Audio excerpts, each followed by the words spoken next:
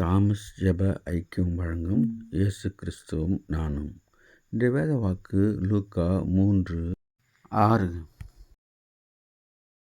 யோர்தான் நதிக்கு அருகான தேசமெங்கும் போய் பாவ மன்னிப்புக்கென்று மனந்திரும்பலுக்கு ஏற்ற ஞானஸ்நானத்தை பிரசங்கித்தான். அன்பான சகோதர சகோதரிகளே, யோவான் ஸ்நானகன் ஆண்டவருக்கு முன்பாக வந்த தூதன்.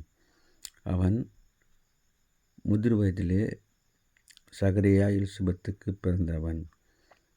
அவன் முன் தூதனாக வந்தான்.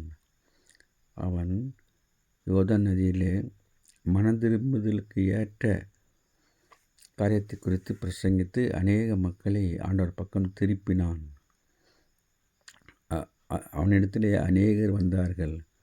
வந்து மனம் திரும்பி ஞானஸ்நானம் பெற்றார்கள்.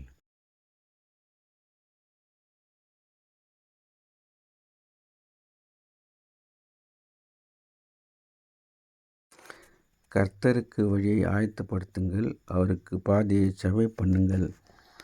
பள்ளங்களெல்லாம் நிரப்பப்படும், சகல மலைகளும் குண்டுகளும் தாழ்த்தப்படும், கோணலானவைகள் செவ்வையாகும், கடானவைகள் சமமாகும் என்று பிரசங்கித்தான். ஆண்டவர் வருகைக்கு நாமும் ஆயத்தப்படுவோம். Have a blessed day. God bless you. Take care. Be safe. Give your heart to God, your hand to man. Please subscribe, like and share. Thanks for watching.